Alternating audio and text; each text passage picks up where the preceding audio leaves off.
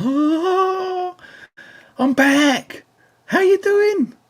Hey, please let me know if the audio and visual is good. I've been tinkering with these Rode mics and they're so intermittent. It's a bloody nightmare. So let's see how this goes. It's the audio more than anything. I've changed a bit of the background, as you can probably tell. So we're just waiting for 5x5. Look at that. My bro from across the pond. Hey, buddy. That's good. Awesome. Oh, good to see Joe. Hi, Joe. Joe Gould. Awesome. Sounds excellent. Wow, that's cool. Then we can begin, can't we? Wow. What can I say? Where do I start? Bloody hell. It's been a mad, mad time. It really has. And it's really hard to know where to start, really. So, yep, cool. Thanks, everybody, for letting me know the audio and visual is good. Loud and clear. That's excellent. Someone said on the last live stream I've done that the audio is a bit quiet. So if it is quiet, let me know and I can adjust it and I can turn it right up. But to be fair, all of the levels are looking good on the device. It's all looking pretty cool there. And I've got the little mic right there sat on the keyboard. So that's awesome. Good to see everybody here. 273 people in the chat. Awesome. Yeah, if you're new, excuse me, I have to wet my little whistle a bit, I think. Yeah, if you're new, there's donation links below. You don't have to, but it really helps. And we're going to get onto some more of that later because, man, I've been blown away by you guys. Oh, truth. I nearly said the S word then. So, yes. So, okay. Before we get cracking on, obviously, the audio and visual is good. We need to know where you guys are from because it's always awesome. It really, really is. And, man, I can't tell you how happy I am, how good it is to be back.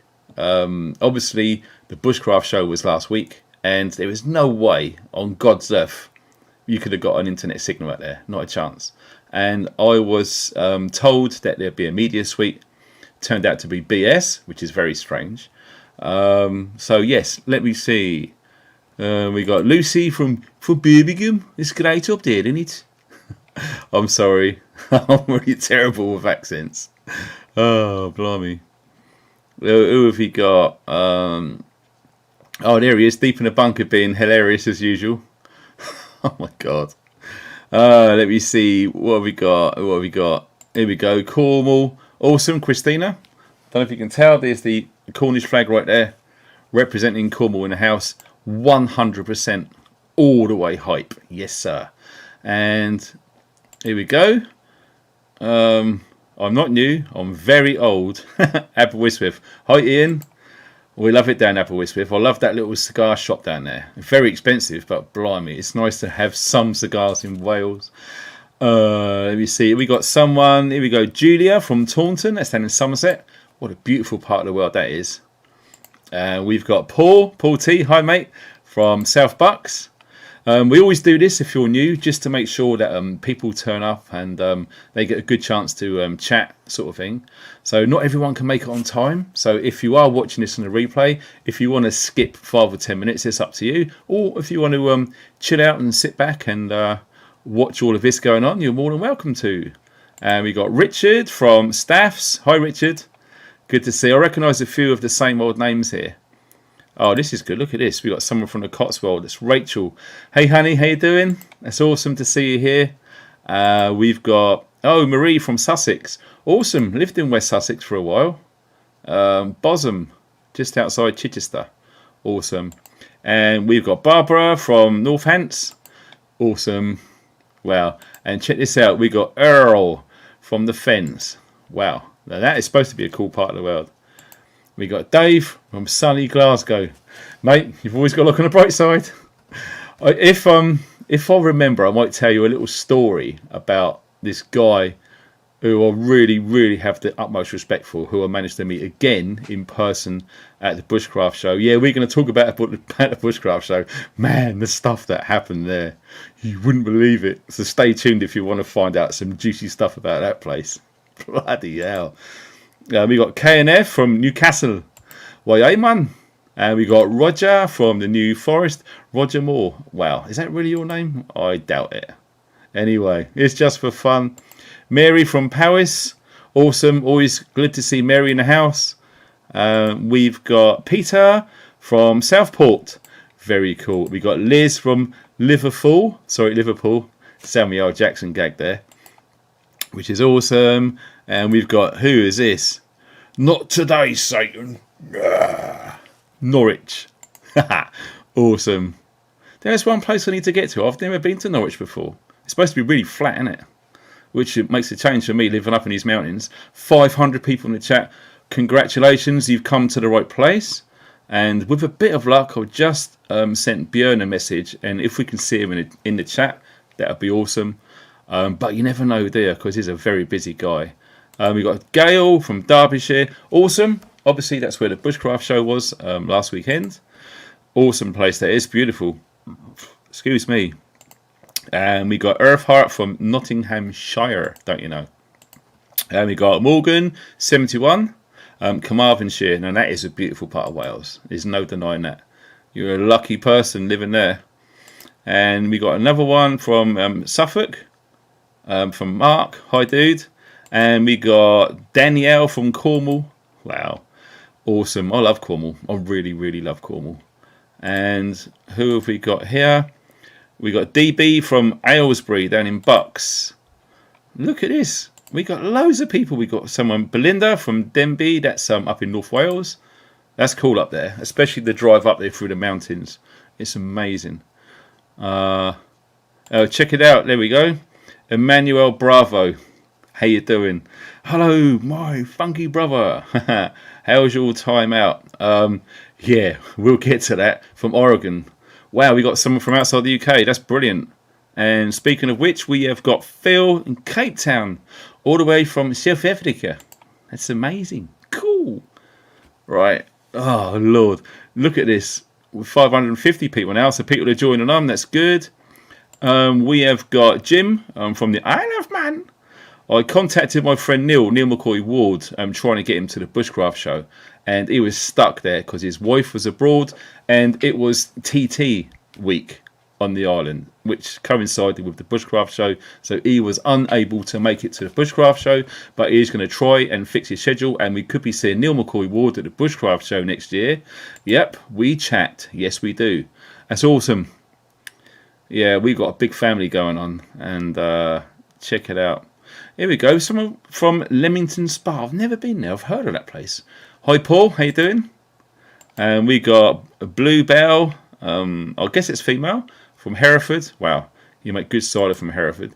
Incidentally, before we crack on, before I forget, sorry. I was very kindly met and I had a really good long chat with this guy called Gav. And he's over in Northern Ireland. And he gave me a few bottles of ale to try. And we're going to go through some Belfast ale. Mate, if you're watching, I seriously appreciate bringing all these over. I can't wait to try this. So, 10 o'clock tonight. If you want to join in a little drinky poos, you're absolutely in the right place because lots of people here, all the regulars in the Funky Fam are in the house and they will be having a drink as well. But it doesn't have to be alcohol. So don't you worry. Flavour Vision ain't flurry. Now we got someone again, Carol from Sussex. Beautiful down there. It really is. Who else have we got? Oh, look at this. Run to the Woods. My brother. How you doing? Man, I hope that change of job is paying dividends. You know what I mean. And it's good to see you spending time outside with your kids, man. That is a beautiful thing. So, yeah, good to see you, Andy, mate. Really is. Who have we got? We got someone from Exmoor. Check it out. Undue Alarm from Exmoor. Awesome. Rachel was always in the house from East Sussex. Good to see you, sweetheart. That's really cool. And we've got Mike from Yorkshire. Do you know what? I watched a good friend of mine, Sandy from Jacklaw, or his YouTube channel is called Wiltshire Man, and he recently done a 170-mile bike ride, but one of those folding bikes which he carried onto the train all the way across, and he went through some parts of Yorkshire, and I must admit it looked pretty amazing. You guys in Yorkshire are really spoilt with that scenery. We got Palladius from Basingstoke, used to work there. place called Winkleberry. Yeah, Basingstoke, lots of roundabouts. Oh, look at this. Really? Wow. Now look at this. Some beautiful lady from Iceland. Now, how cool is that? Maverna. I'm not even going to try and butcher your awesome surname, but really good to see you all the way over from Iceland. Wow. And we got Mr. T from Mayfair. Cool. Mayfair, what a place. Check it out. We got people from all over the place. We really have. And listen, I could be here for hours and hours and hours and hours and hours going through these. So what I'm going to do is I'm going to bring right down to the bottom of the chat because I'm way, way, way behind. Yes, I certainly am. So let's just catch up. Someone thinks they're in North Korea. I call BS. No, check it out. This is from Little Carol from Swindon. That's where Sandy, my good mate, Jack Claw Knives, lives in Swindon. Awesome, awesome, awesome. He might even be on a chat. He sometimes pops in, you know. It'd be good to see. Who else? Manchester, Carl. Wow, that is some accent there. Seriously, I'm not even going to try and butcher that. Here we go. A really good top mod. Chris, UK Prepper Man. Bro, I'm glad you made it back with all that traffic. Looks like you had a bit of a pig. But as you said, you're getting paid for it, dude. So, yeah. Always a positive. You're just like me, Chris. No matter how negative things are, there's always a positive, no matter how grim you think it is. Excellent. 661. Right. I'll tell you what. Let's cut to the chase, shall we? Right. Look, honestly, you guys. Brilliant. So, what we're going to do, let's just double check this. Yes, as I say, if you wanted to, but you really don't have to. It's entirely up to you. If you can, it really helps, okay? All the links you're going to need to know are below this video, and that includes you guys on catch-up if you're watching on the replay. All them donation things are still available. Like I say, you really don't have to. It's not, you don't have to. But some people do if they're able to, and I'll tell you what, it wow helps, like big time. So we've got that done. Let me see what else we've got. Yes, if you want to, if you're new, because there's always new guys and girls turning up. If you haven't done so already, please sign up to the mailing list. And I know lots of you guys have already signed up to this, and there's been nothing coming out. There is good reasons for that, and it's all fallen upon my shoulders. It's something I need to learn with MailerLite. It's a completely new world. It's almost like building a website page. It's entirely new to me, and it's going to be a nightmare. But as long as we keep getting the numbers going, and I try and find some time, I will be doing some newsletters. In fact, let's mention it now. The website at long last is ready. Okay, all I need to do is to go through it with a fine-tooth comb to make sure everything's how I want it. And we're almost ready for launch, okay? And I know it's been a massive long time coming. There has been so many things which have been going on since my job come to an end back September last year. And I met this guy. I trained him up on a prep and survival course. We become good friends, and he offered to build me a website practically for free, which is amazing, okay? But yeah, it's one of those very long roads. And like I said in a video I done last week before, about the truth of what's been going on to me, with me, sorry. Yes, I'm at one of those crossroads. YouTube obviously is my main source of income. Some of you may or may not know, but I was massively shadow banned. Hardly anyone was getting to watch my videos. The views tanked. The subscription count practically stopped, which is very odd. No one was getting notifications. People were being blocked, which is very odd. People couldn't comment. People couldn't put a thumbs up. All of that weird stuff actually happened to me. And I think it's mainly due to the topics that I was talking about over the last 6 months or so. And yes, I've said I did have a visit, and I can't talk about it on here. I did tell a few people who I know enough to trust at the Bushcraft Show what happened. And I've been told I can't mention it on YouTube, so I'm sticking with that. And hopefully things will start turning in my favour. Like I say, I really do heavily rely on YouTube to keep us alive out here. But the website, now, if that goes according to plan, and I don't know how, I really don't know how I'm going to find time to start adding content to that. it should start providing some sort of income which will give me a bit of time to make some videos. Now, the only problem I foresee is trying to make enough content on YouTube where I'll get an income and trying to find time to do stuff on the website. At the moment, it's a seemingly impossible task to do both. I just cannot. Okay, there is so much to learn. Some of you guys who have built websites before and update them and monitor them and check them, there's so much techie stuff. I'm with GoDaddy, big mistake, and with WordPress, big mistake. Both of these were recommended to me a long time ago from a good friend of mine, and I wish I went down the road of doing Squarespace or something like that. But anyway, it is what it is, so I'm going to have to find time to learn all of this stuff about domains and linking things and websites and how they create pages. I just wish it was like a big white space where you drag stuff on there and type in stuff, but you've got these weird little boxes and it's really difficult to understand. It's a nightmare. So if any of you guys have any knowledge of building websites, you're probably laughing at me, but I'm finding it extremely difficult. Okay, the guy who was helping me to do this is practically done what he can, and he can't go any further until I start making content to what I'm there, and he's taken the back seat because he's got so much to do. You think my life's crazy, this guy's been helping me is absolutely he's got so much on, it boggles my mind. I don't know how he does it. So yes, I'm in the breeze at the moment, so I'm gonna need all of the luck to try and move this website forward. Like I say, all the basic framework's done. I just need to okay it, get in contact with him, and he can put it out there. I can let you guys know and you can have a quick look at it. But yes, it's one of those things. Like I said, I started in September, and it's my direction of everything has changed. I've pretty much turned into a social commentator, but my true heart lies with prepping. Okay, trying to help people prepare for loads of different things, and I've got massive amounts of experience, and I know lots of key people which we bump ideas from, etc. And yes, there is a lot to share with people regards to prepping, so I'm probably going to try and do a bit of both.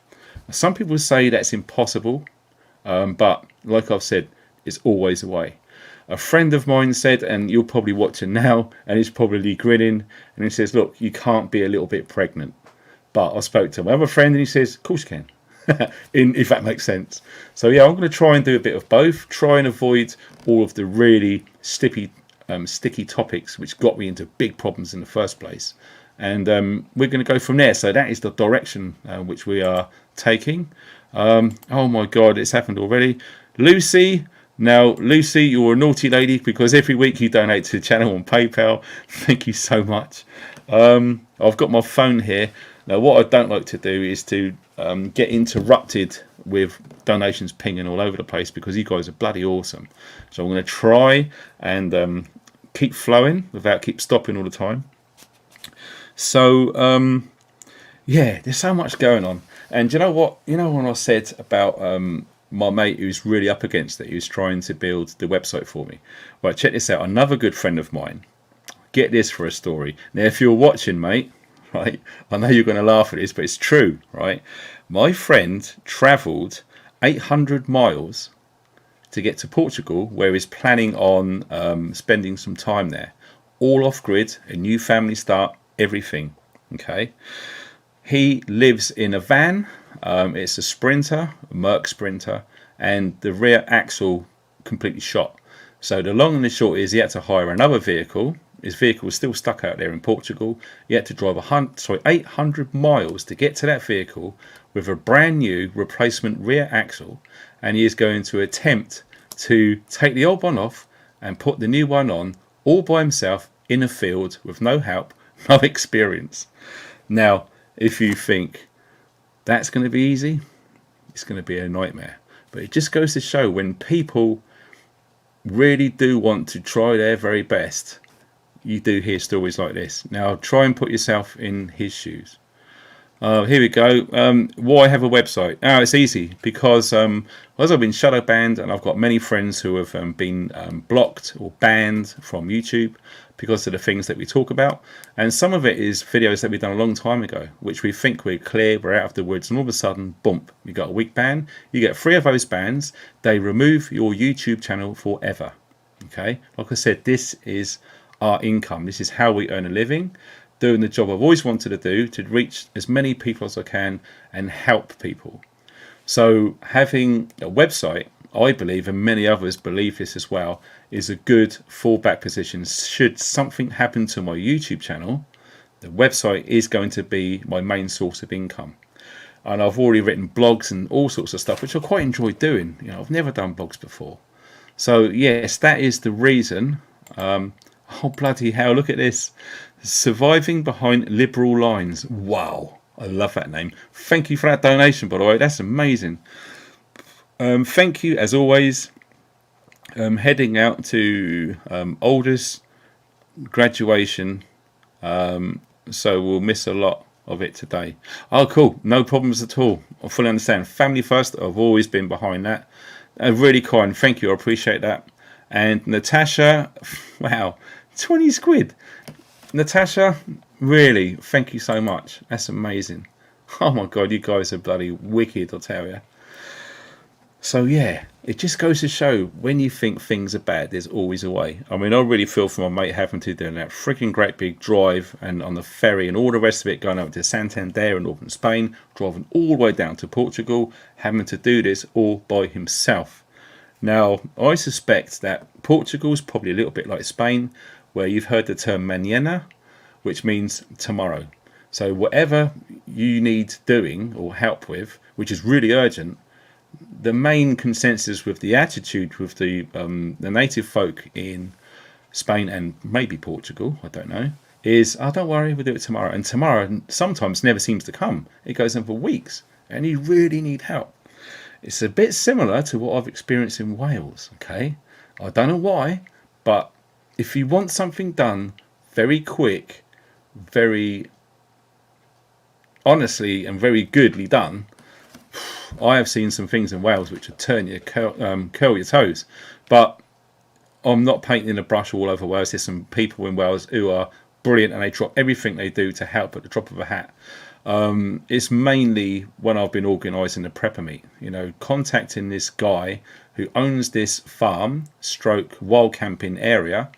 It's taken fortnightly communication, so we're talking text, phone calls, emails, every 2 weeks from January right up until a month ago, where I just give up, just not interested. I spoke to the guy's wife, I spoke to the guy's dad. Yeah, we can do it, it's no problem. But the guy, he just didn't seem to bother, never found the time to get back. So I've had it with some, not all, of the people in Wales where they say a lot, but they don't do a lot. And I know it probably sounds bad to you Welsh guys, but like I say, it's pretty much like it everywhere you go, okay? Like I said, I've got some really good friends in Wales, and they're amazing people. And I would say 99% of everyone that I've met in Wales are truly amazing, really, really kind, generous people. So you probably get it everywhere. Like I say to my son, there's good and bad in everyone. So yes, that's probably what's been going on with my mate down in Portugal. The prepper meet, let's get this out of the way. Now, the prepper meet, some people contacted me and my partner saying they've tried to book the prepper meet, but it's saying that it's sold out. I've contacted the site who is doing the prepper meet down in Brecon Beacons with the amazing scenery, and it's got the river, it's got the woodland, it's beautiful, okay? They've even got a pick your own fruit farm. And they said they've reached 100 people. And originally they did say they could consider going up to 150, possibly 200. Something's happened, I don't know what it is, but they seem to have frozen and they're allowing a few more. Okay, so at this moment in time, I do believe you are still able to book your ticket for the prepper meet. Now, it's one of the cheapest ones that I can find for £11 a night per person. And that is amazing when you consider in peak season where lots of people are doing staycations in there. We've got over 100 people already booked and paid for. Believe it or not, I've still got to pay for myself, even though I've organised it and I've made them all that money, etc. I've still got to pay for my own ticket, for my own family, and I'm going to be getting there early. I've got to buy signs and put them up everywhere. So some people say, why'd you do it? You know, your time is money, you need to make a living, etc. I don't like making a penny from the prepper meet. In fact, it's costing me money to do it. But I just want to help people, and I want to get people together and have a good time with a lot of common interest, i.e. preppers. Okay, so that's why I do it. If people say, why'd you do it? You know, I'm that sort of guy. That's what I do. So that is how I roll, as it were, and I always will. Andrew Clark, bless you. Sorry if I shouldn't have said your surname, but thank you for that donation on PayPal. You're absolutely awesome. So yes, that's the latest on the prepper meet. If you want more information about that, either go through my channel through the videos and keep going back, and you'll see a thumbnail. You can't miss it. It's got UK Summer Prepper Meet. Watch that video. It's important that you do. And once you've done that, there's a link to book right underneath the video. It will take you straight there. Follow the instructions. It's very important to what I say, how you actually physically book on the website. And if you're lucky, if you're not taking too long, you've got a good chance of getting there. If you leave it another week, I suspect you won't be able to go because it'll be sold out. You probably could find alternative accommodation in Brecon Town, stay in a B&B and drive to 3 miles or get a taxi there and spend all of the day with us guys, etc. That could work. There is a campsite right next door to it. So if you look at the video which I just told you about, UK Summer Prepper Meet, click the link underneath. It'll go straight to the website of the campsite. And once you find out the postcode on the website, the area, you will find that there's literally a 2-minute walk. There's another campsite. Now, some people, I believe, are already booking there. So all you've got to do is camp there, set up and everything, walk along down the track for literally 2 minutes, and then you're in the field with over 100 preppers. And there's some people from overseas going too. It's not just UK. We've got people from Europe, and it's going to be good. So obviously not everyone made it to the Bushcraft show for multiple reasons. So we are going to run through what happened at the Bushcraft show. Okay. And yes, it was quite an experience. The first, in one occasion, or sorry, a few occasions, when I've done prepper meets before, I've had to stand there in front of a couple of hundred people. And let me tell you this, if you're not used to it, it's nerve-wracking. The only thing which played in my mind was being able to talk loud enough so everyone can hear what I was talking about. Okay, so it's really difficult. And you can't really talk for that long, really talking as loud as you can, because it just wipes you out. So I was told, get this, I was told that when I go to the Bushcraft show, I was to do one demonstration on a Saturday and one on a Sunday for around 45 minutes max. Okay, but he didn't tell me that I was going to be on the main stage in front of lots of people. Guess what they done? Yes, I was second. So we had some woman who was doing an opening talk at the Bushcraft show, and they put me on second. And it was weird because I was just about to take the stage, and the MC, the volley went right up, and the speakers reached the whole entire site. A big site, a big event with up to, they reckon, around 10,000 people there. How would you think I felt doing that? Well, let me tell you this. When I started, I was bricking it. So here is what someone took when you're up there on the stage and you're doing a talk. It sort of gives you a general idea of what it's actually like. And yes, there is some speakers there, and they gave me a microphone, and that was it. I had nothing planned, nothing whatsoever prepared. I had no idea I was going to be able to do this. But like I say, I actually walk the walk. Lots of you guys who have followed me for years know this, okay? And like I say, there's always a way. So all of a sudden, right, there's the microphone. You're on that stage in 5 minutes talking to all these people. And I didn't have a clue what to talk about. So I just got up there, sat down, they introduced me, and there I was, up on the main stage, just talking. And the way I got around it, well, it just happened. Okay, I just let my intuition run with it, like I always trust my intuition. And I just ended up focusing on 3 different people in different points of the crowd, and I just talked to them. All of a sudden, what that done is it completely removed that anxiety, possible fear of having, there was apparently 300 people looking at me, hanging on my every single word.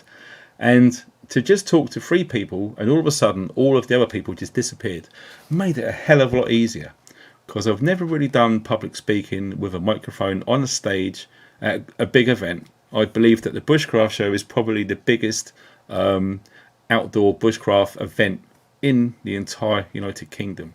And there I was on stage talking to all these people, and it started off grey, and then eventually the sun came out, and it was an amazing experience. Like I said, I've never ever done anything like that before. So the reason why I'm mentioning this is it just goes to show, if something happens, try your best. Okay, try not to let fear push you under the water. Keep kicking, keep your head above the water, and eventually you'll find a log coming past so you can grab onto it, and it's easier. Eventually that log's going to take you to an island where you can just walk out and have a beautiful day on the island. I've never used that analogy before. I just talk from the heart, and lots of people seem to like me when I talk this way. Wow, Megan on PayPal, thank you, sweetheart. I really didn't expect that, but yeah, you're a legend. Thank you very much. And yes, it really was. It was just a case of, here's the situation, what are you going to do about it? So I could have just said, sorry, no thanks, not for me, I've got nothing planned. Reschedule it, let someone else who's a professional to get up there and talk. So I just talked about preparedness, and basically what it was, as it was highlighted on that bill that they literally publicised that day, it was an introduction into preparedness. That is what I had to talk about. So I was basically talking to people who haven't got much or any ideas about what us preppers actually do and why. So I found it quite easy because, like I said to friends that I met there, I said, if you can find something which you're good at, you know a lot about, and above all, you're extremely passionate about, okay, and you've got experience in it, whatever situation, you can easily talk about it, trust me, okay? Forget about trying to structure a talk of what to talk first, what to talk next, all of this stuff. Forget all that, it goes out the window. Just roll with it, be natural, be yourself, and if you've got a humorous side here, you can crack a few jokes, by all means go for it. And in fact, I started with a joke, and it's good because everyone laughed and it made me feel good. And it's a good thing. I've sort of learnt that a long time ago from people I used to watch on TV, even comedians. They're really nervous, they go on stage, big audience, and they could easily just fold. So don't be that guy, just relax. And I'm not telling you how to do it, I'm just telling you how I done it. And like I said, I just focused on 3 different people, and I just spoke to them like I'm talking to you right now. And I found it really easy. And the reason that I found it easy is because I do know what I'm talking about. I've got a lot of experience, and I am seriously passionate about what I do. And anyone who's met me and knows me will agree with this, okay? So yes, if you're one of them guys, say if you've been welding for years and you're passionate about it and you know lots about it, you could easily get up on the stage and talk about welding, okay? Don't be that guy who starts a YouTube channel, doesn't know anything about prepping, invest thousands and thousands of pounds in high-end film equipment, etc., flashy logos, already got merchandise, don't really know what you're talking about. Someone notices you, they invite you to a big event like that, and you sit up there, good luck, okay? Because you do need a massive amount of experience behind yourself, and you do need to have passion, and you really do need to know what you're talking about, okay? Lots of people seem to be entering the world of preparedness via YouTube and social media platforms. No offense, it's not being horrible, but it's just being honest. Some of them, not all of them obviously, have got very little experience or knowledge in it, yet they're seeing it as a bandwagon thing to jump on and make as much money as possible. So how I started doing YouTube, right, is I started it, and I wasn't getting any money at all, but I just love doing it. I love creating stuff and trying to teach people and help people the stuff that I've learned over the years. And all of a sudden I can't remember, I think it was 1,000 subscribers or something, I can't remember. And the opportunity come to monetize my channel. And I said, no, I hate adverts, can't stand them, I'm not having anything to do with it. And it was a good friend of mine who had been doing YouTube for a few years before this time arose. And he said, mate, you're using your own fuel, you're using your own money to buy kit and equipment, to drive all over the place, buying all of the cameras, all of the kit, you're making all these videos, and you're not getting a single penny for it. So he said, at least if you monetize your channel, at least it's going to cover some of the costs, like the diesel money, buying the cameras, and cameras are expensive. Excuse me. So believe you me, I had a good, long, hard think about this, because like I said, I'm against advertising and everything else. But when you start to spend so much of your own time creating content for free, right, and you'll get nothing back, the only way that you can do it is you have to be extremely wealthy to be able to, one, find the time, so you're not earning money, you're doing everything for free, and you need to find the money from somewhere to buy all of this equipment and kit and etc. and stuff to show and talk about and all that sort of stuff. So when he said, look mate, just monetize your channel, everyone does it, at least you'll get money to cover some of that. So I did, and it's just literally grown from there. And it's strange because the more people subscribe, the more people notice what you're having to say, the more people like the sort of things that you do. And with that comes all sorts of things. I mean, I can't begin to tell you how many emails I get every day from people wanting to send me stuff to do videos on. And let me tell you this, I'll say 80-90% of them I just go, nah, sorry. Or I don't even bother replying because it's getting crazy. I'm getting about 15 to 20 emails every single day to run a pre-made video at the start of all my videos for 1, 2, 3 minutes for computer games, and they're offering thousands of pounds per video. I'm like, no, even though I'm skint and it is a struggle, I absolutely refuse to do that. Okay, so some people say, what is it with the donations? Like I always say, if people can and they want to, that's fantastic, but you really don't have to. I'm not going to pressurize anyone to do it. Okay, and when someone says to me, look, ignore them haters, all right, I've been creating free content for over 11 years, okay, and all I get is a little bit of money from advertising, and trust me, it's not much. It really isn't. So some people say, oh, here we go, look, check it out, my man, the Steak Detective.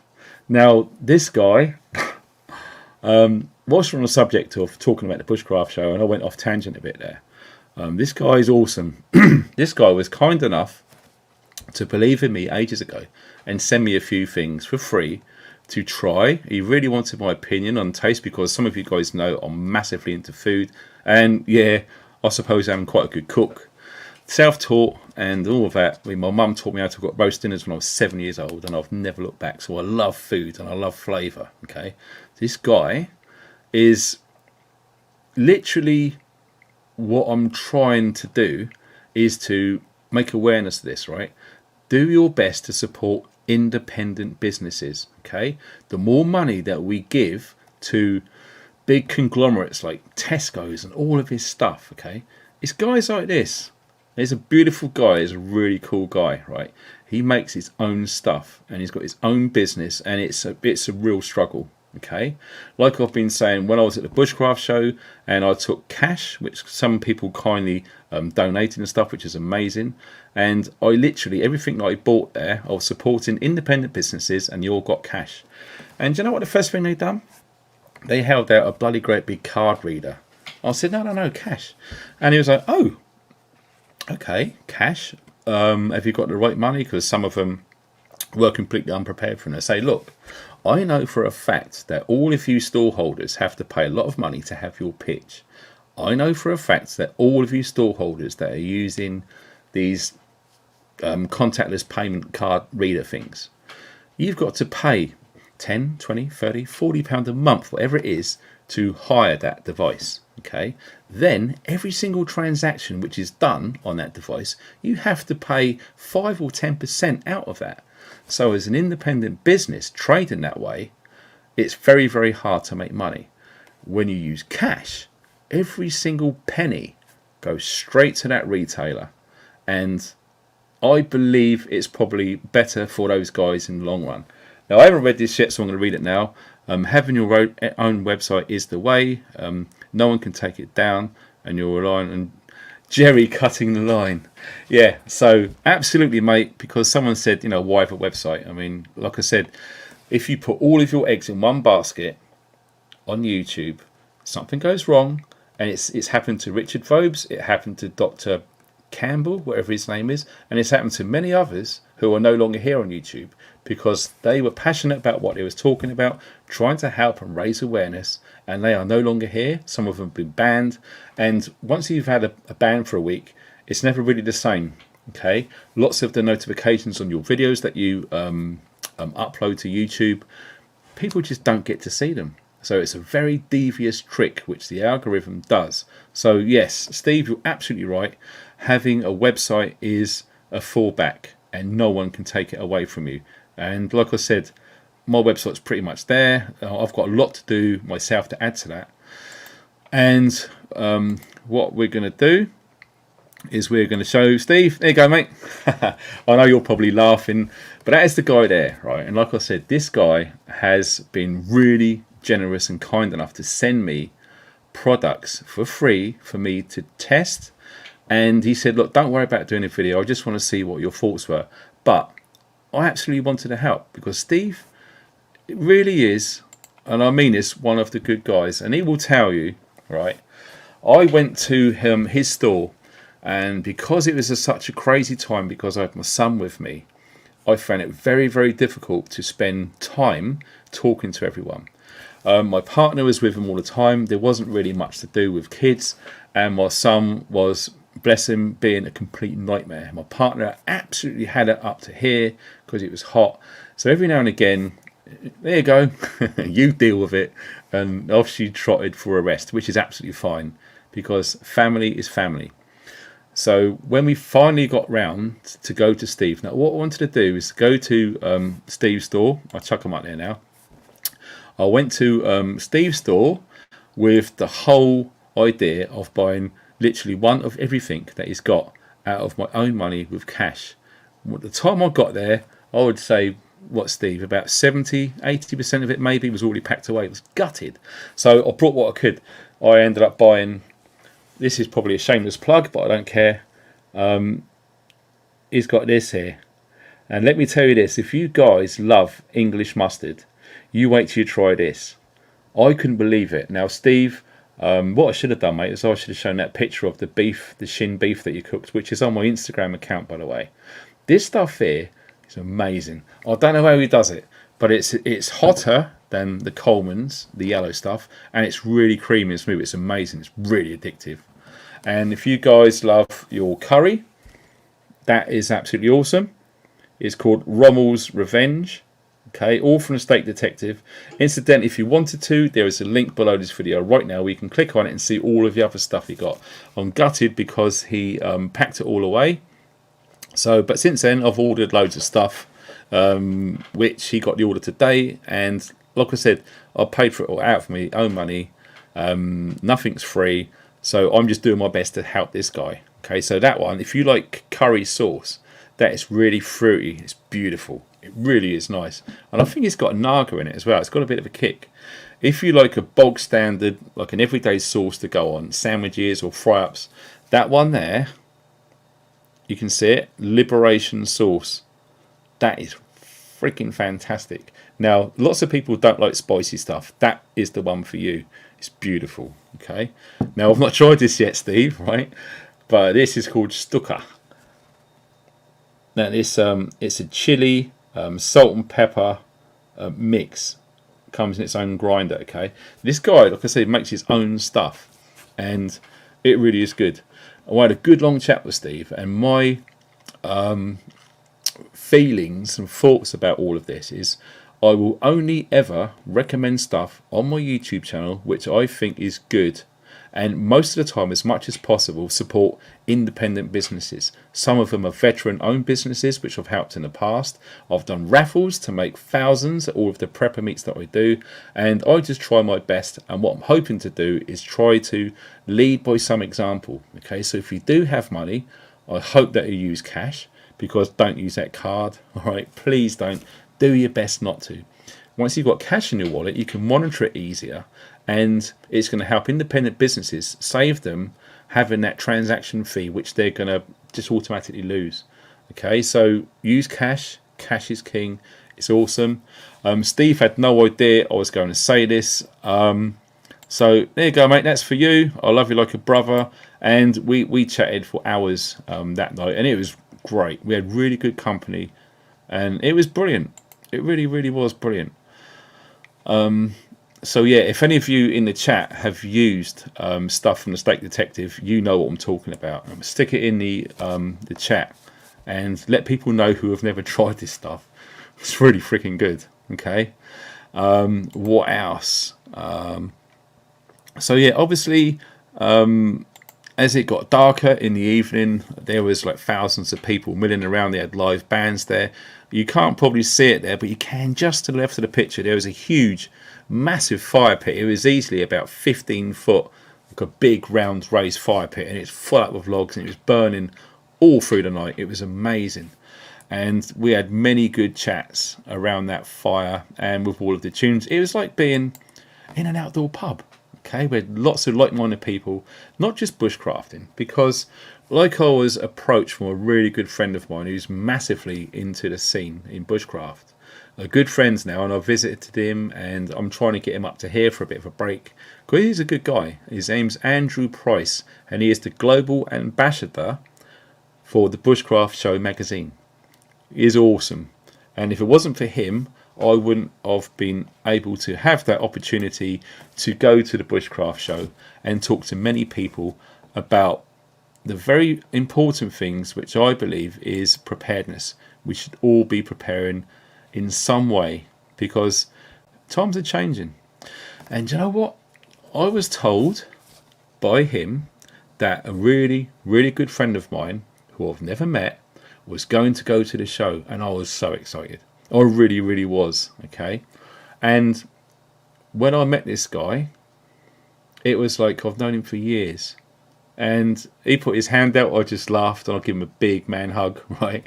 And we chatted on and off throughout the entire 3 or 4 day event for around 3 hours. I had him back at my setup where I was camped under all of the trees, and we just chatted like real men, mainly about freedoms, etc.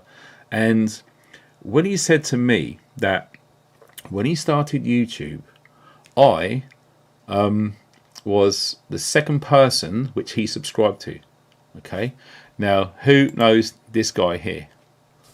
It goes by the name of Björn Andreas Bull Hansen.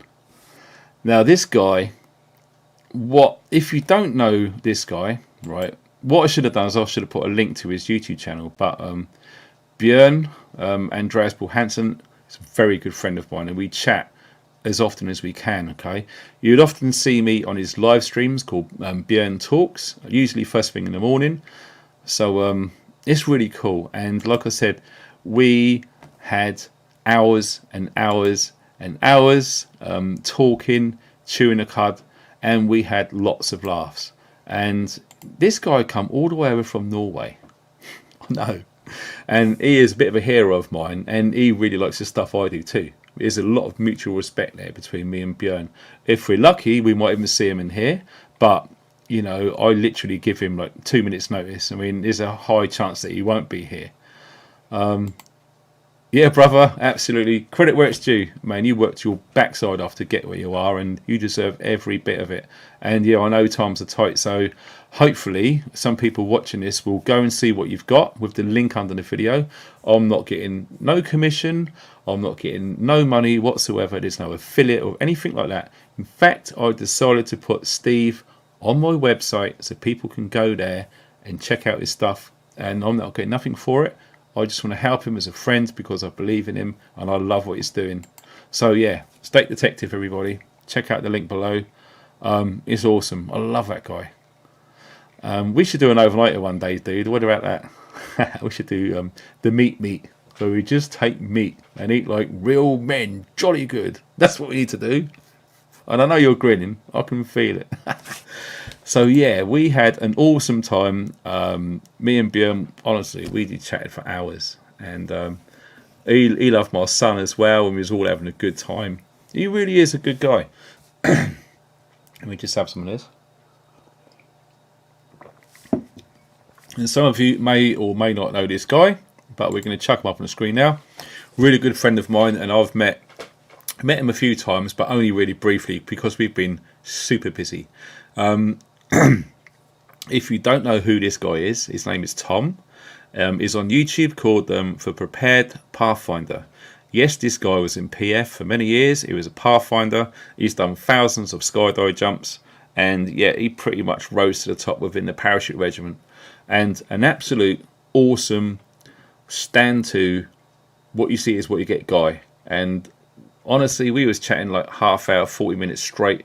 We could have literally just chatted all day long. And I didn't get a picture of him, but there's another guy called Stuart. He's up in Glasgow sort of area. His name is Outdoor Basics on YouTube. Some of you guys will know him. And what this guy is doing to help lots of kids with martial arts, and he's getting out there and he's learning loads of survival stuff and bushcraft stuff. Stuart's a legend, okay? I would love to go out on the Raz with these two one night. It's going to happen at some point. Maybe at the prepper meet, if Stuart can get down there. I know Tom's going to be going, and his really awesome wife, she's awesome. I'll tell you what, them two are a great team. Okay, Tom and his Mrs. Joe, really good people. Okay, so yeah, we're looking forward to spending time with them. And another good friend of mine who I wish I saw more of, you probably know Ben Orford and Lois, his wife. Ben Orford Knives, if you don't know who they are all about. They've been making really, really good, high quality knives. And Lois is the girl behind most of the leather, and she is amazing. She really does a good job. And a true story, when I was talking to Ben, unfortunately, because my son was to and fro, so the conversation we had was only about 10 minutes and I had to go. So hopefully next year I'm going to be going on my own to the Bushcraft Show, giving me a lot more time to engage with people and have a maximum effect, as it were. But what Ben was saying to me, you know, they moved into this place in Herefordshire, I believe, 20 odd years ago. I think it's 20 years ago, and they got 20 acres of land. And do you know what they done? They planted a forest on there. Absolutely incredible. I'd love to go and visit that place. I really, really would. In fact, I need to speak to Ben and catch up about that, because that would be something really worth showing on YouTube. What this couple's done is they started a business right back in the early days, and they were passionate about it, and they got really good at it. And I mean, if you've ever seen some of Ben Orford's knives close up, you will know exactly what I'm talking about. Okay, they are pretty much perfection. And not many knife makers can achieve that consistency and that level of perfection. It's really, really high-end stuff. Okay, absolutely give that Ray Mears Bushlaw knife a run for its money. Absolutely, guaranteed. And they planted all of these little tiny, he called them whips, so basically tiny little trees in all of this land.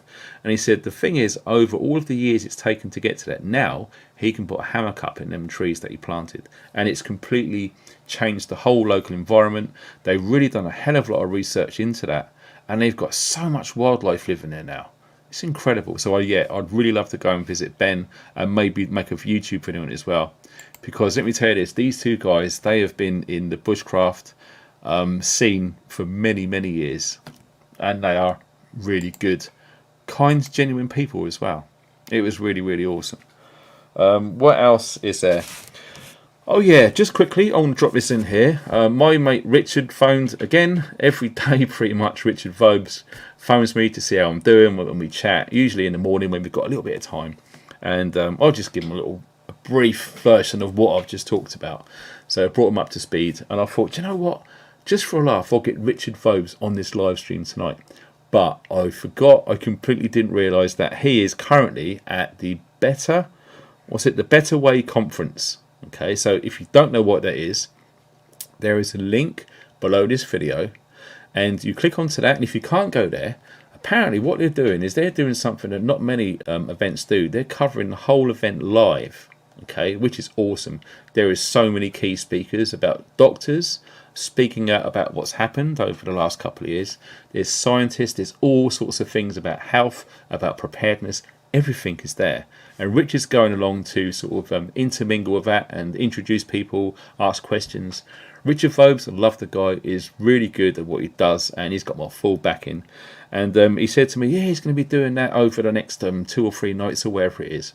So if you can't go, there is a few spaces left on certain days, but most of it's already sold out. But if you can't go and you're really keen to find out what's going on at this event, once you click onto that link, and below that there is also a 10% discount code. So straight away you're going to save 10%. All you do is when you go to book, you can listen to the whole day, I think, and you can just literally listen and watch to everything that's going on, all of the speakers, rather than driving there. Okay, save yourself a fortune. And also, if you put the word VOBES, VOBES, in the little coupon box, that will save you 10%. It wipes it straight off of the bill.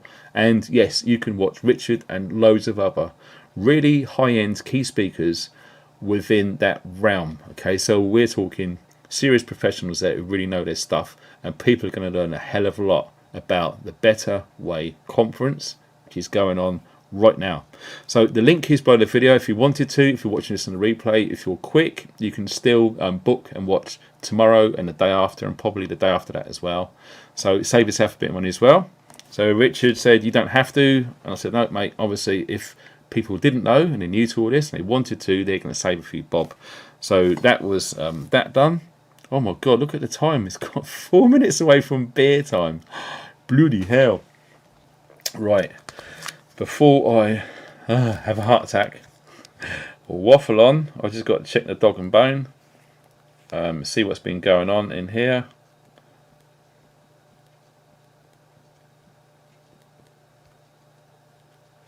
Dun, dun, dun. Holy guacamole.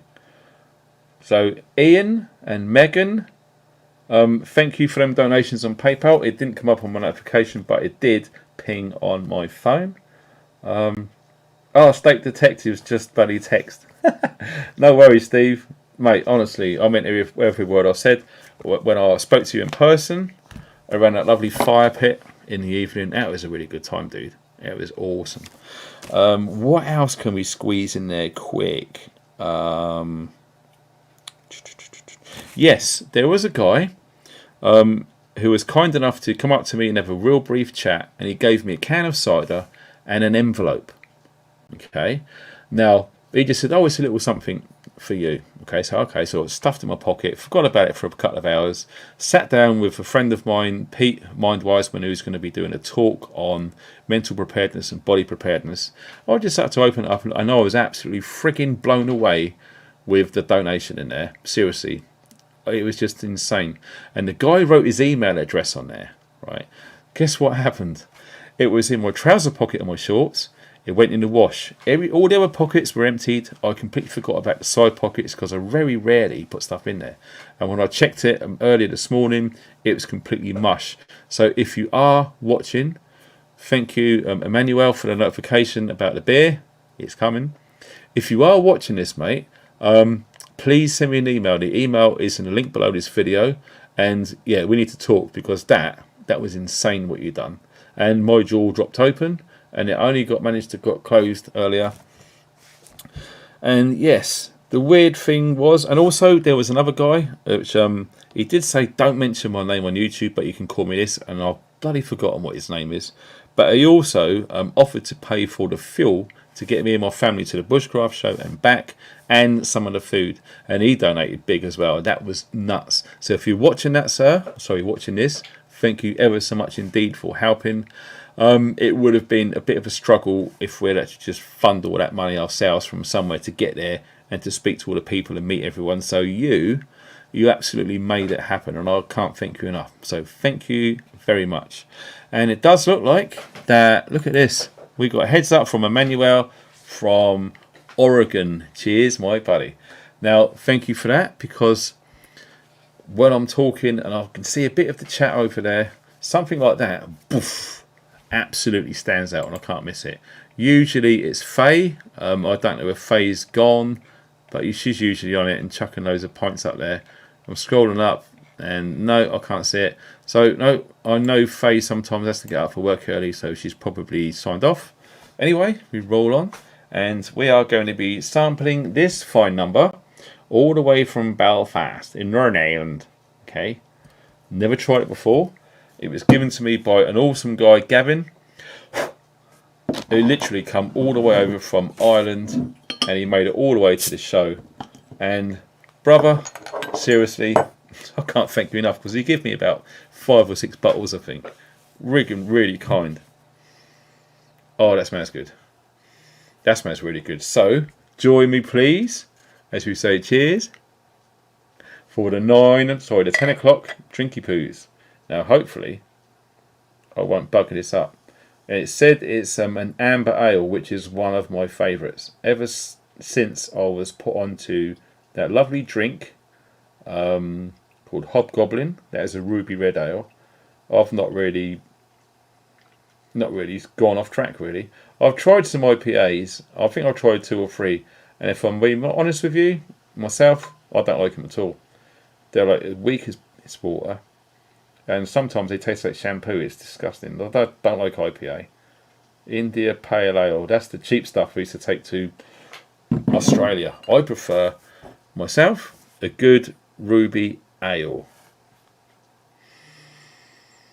Oh, look at that. Slave to No Man. Hi, brother. Good to see you.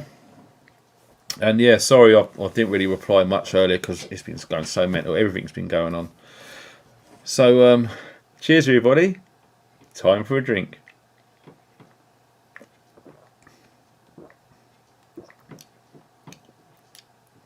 Oh, that's nice. Oh.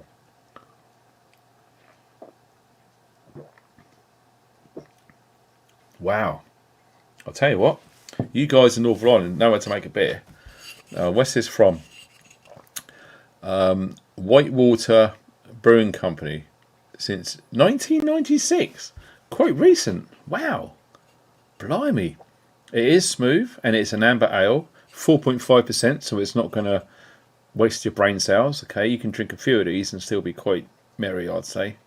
Belfast Ale. Wow. That's really nice, actually. Malted barley, wheat, hops, water and yeast. Awesome. How cool is that? So there you go. That comes highly recommended. If any of you guys out in Northern Ireland haven't tried that, give it a shot. It's really good stuff. Cheers, Gavin. Much appreciated. Absolutely bloody splendid. So, going back to that bushcraft show thing, right? This was really weird.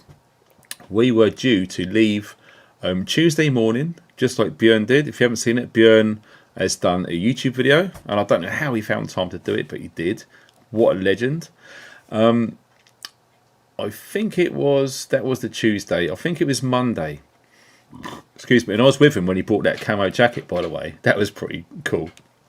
We had another chat because at that point in time, it was around about midday on the Monday, I decided that it was probably a good idea to leave because my partner and son probably had enough of it all. Okay, wasn't much to do for kids. The weather was hot.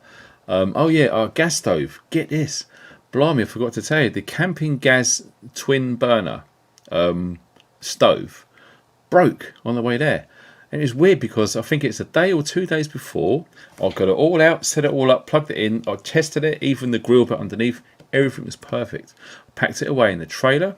When we got there, when we was unpacking, it absolutely sheared off where the hose and the little elbow connects onto the sort of a threaded section with quite a large deep nut on it.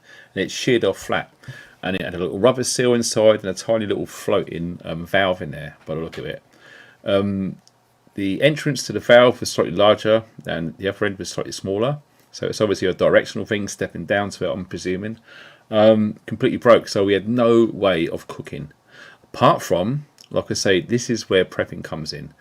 Always got a backup bag in the car with a gas bottle stove, a gas gas bottle and a stove, and a selection of dry foods and water, a lighter. Everything was already in there. So luckily, there was enough to do like teas and coffees and that sort of thing. So what we ended up doing was going down to the event every time we was hungry and buying food there. And let me tell you this, it's bloody expensive. Really, really expensive. So, we've pretty much had enough of eating all of that sort of food. We prefer to cook our own food, etc. It was good. Some of it better than others. The best one I had meal-wise was Mrs. Patel's. Now, the food there is freaking awesome. And had that little tuk-tuk next to it.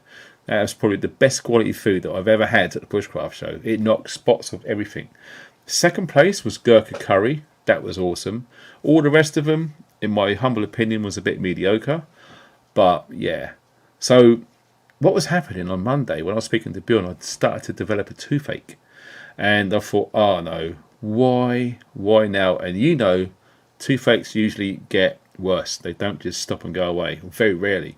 So I thought, well, I've got some sort of pain medications, but not the strength of the Paramol and codeine, which I've got back here in the cottage. So I thought I can either stay here and risk an unbearable night's sleep with a big 4-hour drive home, or we just pack up and we leave. And luckily we did. We packed up and we left. And by the time I got home, literally just unpacked what we needed. It's very late. It was getting dark and all the rest of it. When I tried to get sleep that night, it's a nightmare. So I had to have Paramol to take the edge off this bloody toothache. And it gradually got worse and worse and worse. And I was literally having Paramol, 2 tablets every 4 hours, all the way through the night. So broken sleep, knackered, in tooth pain. So the next day I phoned 111. Luckily, I got a dental appointment. I went there and I decided take it out. Because the tooth in question has already been filled years and years ago. It already got infected and given me big toothache about 8 or 9 months ago. I had a course of antibiotics, and that sort of knocked out all of the bacteria, and I was toothache free for 8 months. All of a sudden it started to come back. So I thought, right, now is the decision to get the tooth out. And let me tell you this, the dentist which I had in Wales was an absolute butcher. Right, and I've had some really good dentist. In fact, I did have another good dentist over somewhere else in Wales. He was fantastic. He was really good. Very, very fortunate to see that guy. But this guy is a young guy, and honestly, oh my God, I felt like I was at a dental college, and this guy's only been practicing dentistry for about 2 weeks, and he needed someone to practice on. That's what it's like. It was freaking horrific. I was in there for a good half hour, 40 minutes to get one tooth out. And he goes, oh, it's out. It's all done. And thank God he took it out. And the big root, the bottom of the tooth, didn't break off, because he said that was a high risk. He said if that happened, I'd have no choice but to go to an emergency department in a hospital and get it removed surgically, which I really didn't want, right? No one would want that. Because let me tell you this, the nearest hospital from here is Hereford, and that is at least a 2-hour drive. Imagine doing that with bad tooth pain. Nightmare. So luckily it come out, and he goes, do you want to have a look at it? I said, yeah. So he showed me it, and it was this bloody great big red thing. Usually when I've had teeth out before, they usually give it a rinse to clean it up, and sometimes you can take it home with it, which is cool. I've got a few somewhere. Some of you probably have as well. But he showed me this bloody great massive red thing, and he goes, look at that. And he showed me an abscess actually on the tooth, and he touched it, and it was the size of a match head. It was black stroke red, and it was squidgy. I was like, oh Jesus, put that thing away. And it was horrible. But the weird thing is, even though the experience, I mean, how many injections he put on my mouth, I just don't know. Loads. He put about 5 in. And he tried tapping around, and he went round underneath. Oh, no, it's still a bit sore. Right, another injection went in. I think, does this guy know what he's doing? And I said to my mate, I said, the bloody butcher. I've had dentists when they put 2 jabs in, they give it 5 minutes, they checked everything perfect, and he just lever it out, boom, done. I've had one dentist take out 2 teeth. I was in there for no longer than 9 minutes. Yeah, that's injections. It's going in there, sitting down, injections, 5 minutes, 1 tooth, 2 tooth. This guy was from Poland. This was the best dentist I've ever had. Didn't feel a single thing. This guy, he wrestled with that tooth using every single instrument he had at his disposal. It took him 40 minutes, and I felt most of it down at the bottom. The top part was fine, but I was like, oh my God, that was a bloody nightmare. So, but luckily, despite all of that, it's healed up really good. And you know where the Novocaine wears off and it all goes hot and tingly? Oh, that lasted for about half an hour. Then it passed. Then the next fear was the scab over the hole accidentally getting licked or sucked out. Because if you get a dry socket, some of you guys watching now know all about a dry socket. It happened to my partner, and she suffered big time for weeks and weeks and weeks of a dry socket. Absolute nightmare. Luckily, touch wood, none of that stuff happened, and it's on the mend. I've got a bit of pain there when I touch it at the bottom when the jaw, but no, it's healing up nicely. I'm learning to eat on that side. So yeah, loads of people have asked me, how's the tooth? That's exactly what happened. So I'm sorry to bore you with all of that, but I've just been bombed with loads of messages. I think I'll put a post up on Instagram or something. So yeah, it was absolutely frigging mental. So with all that being said, let me see. I'm just double checking because I made a few notes here. Yeah, that's pretty much it. So what I wanted to do was literally just give you guys what's on my mind at the moment regardless of where this YouTube channel is going. And it's going to be carry on prepping, okay? Because like I said, we can only learn so much about what's going on. Excuse me. And sometimes it gets a little bit overwhelming. Do you know what I mean?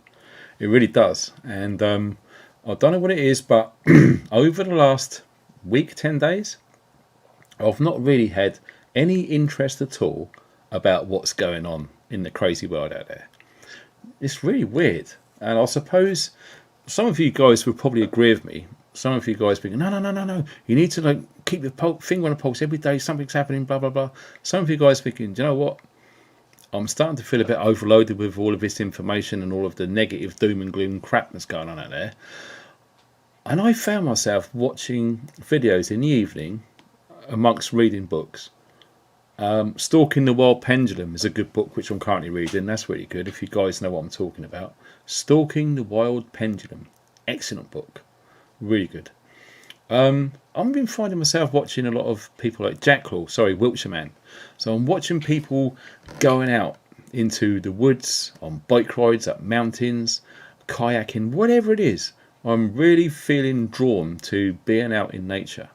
And do you know what? I even watched Richard Vobes' video today when he was on a canal having a walk and talk. And it's really weird. Me and Richard are almost like twins. We sort of think about the same sort of things roughly around the same time. And it's really weird. It really is weird. It's like he's a definite good mate there. And I think he's been finding the same.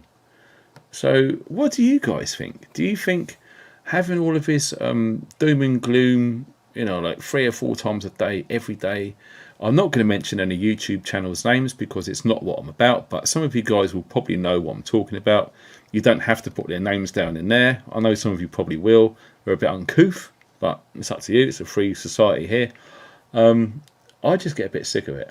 And I don't know what it is, but I'm feeling like I need to step back from that and concentrate on my preps. Concentrate on where my preparedness levels are. What am I short of? What have I neglected? Spending a bit more time outside, because let's face it, the weather's got a bit better. And what you don't want to do, what I don't want to do, is to sit inside when the weather's nice, researching all of the crap and doom and gloom that's going on out there, and different ways that we're going to die over the next 5 or 10 years. I'd rather be out there or watching people out there, just experiencing nature and just unwind and relax. Because I really do believe, now I don't know what you guys, let me know in the chat or put it in the comments if you're watching on the replay. Let me know what you're currently thinking about the global situation, all of these laws and God knows what else. Do you think it's got a bit too much? Do you want to step back from that and maybe do some more prepping stuff, or maybe spend some more time outside with your family? Be really interested to know what you think. So let me go through and look at the comments. Oh, here we go. Look, full of folk. Music is great. Do you know what? How bizarre. Oh, look at that. 666 on the screen then. No, I don't believe in all that stuff. It was 611, not 666, if you really research that stuff.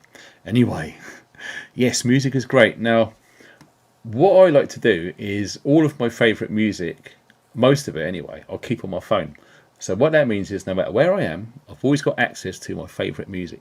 And like most of you guys, I like a bit of everything. Okay, bit of hip hop, bit of classical, bit of metal, bit of folk, bit of everything. And I mean everything, all right? Really is.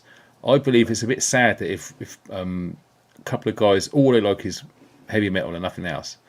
You know, you do need to try something else. You'd be surprised. But yeah, music. Recently, I've been doing some stuff indoors, and I put Appetite for Destruction, well, Guns N' Roses. Mate, had an absolute blast. Really did. But yeah, music. That's a good thing. That's a really important comment there. Full of hope. So if you haven't listened to any music for a long time, yeah, turn the telly off, turn your phone off, or whatever it is. Put some tunes on. Lay down, relax, go for a walk, whatever it is. It really helps. Okay, getting back into music. That's a good one. Yeah, mate, dub. I used to like Black Uhuru, sorry, lots of reggae dub, lots of the root stuff. Yeah, wicked. I'm not too keen on all that weird dub they got these days for the kids. I'm old school. Here we go. Look at this. Ben, 4x4 fella. I love you, sir. Sitting in the garden with a fire is very therapeutic. And John, if you're there, I hope you're doing the same, mate. Yeah. So it'd be interesting to see. Oh, yeah. Peter, absolutely. 110% don't listen to any mainstream. Crazy. No, 611. Mark of the beast, not 666. After doing some research, you might stumble across that. Oh my goodness, dude. Oh, mate. Brian, man. I really didn't expect to see one in, man. I thought he was taking a rest. Now, you've gone through a lot of stuff and your missus, all right? So it's really hard to know what to say, but it's a cliche. I'm sorry, but time is the best healer.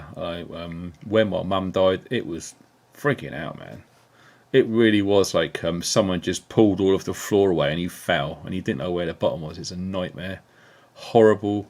So yeah, I do know what you're going through. And, you know, to lose your dad and, you know, the missus with her mum, I think it was, or the other way around, within a couple of weeks. That's just, man, I really feel for you, dude. But you don't feel that you have to come on. You know, but I appreciate it if you want to come on here and be part of a community just to take your mind off it. I get it. So yeah, you take care, Brian, all right, mate? Seriously, that's a tough thing. Let me see what's going on here.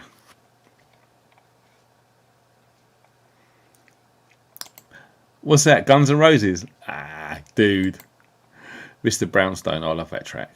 What's some riffs in that, man? It's wicked. It never gets old. Never get. Do you know what? My son, when he was really little, we found the Guns N' Roses Appetite for Destruction T-shirt for him. Fitted him like a glove, practically brand new, 50p, and we had him with a Mohican and all sorts back in the day. Really cool black and white photographs. And man, love a bit of Guns N' Roses. That album is probably one of the top 10 albums of all time.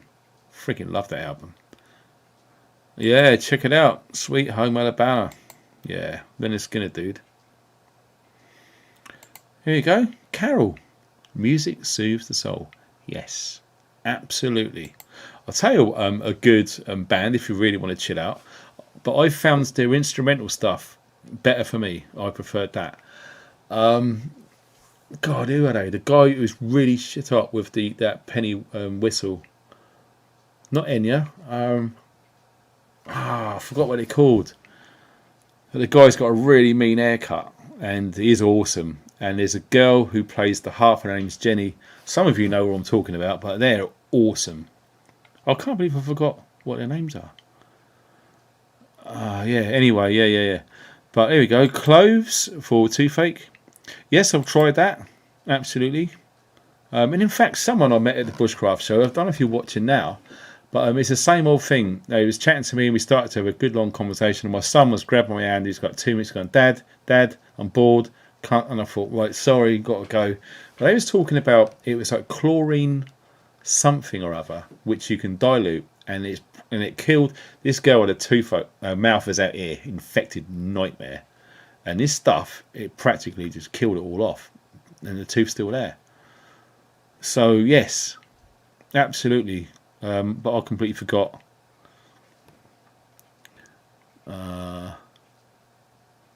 Yeah, I knew you would, brother. I just knew you would.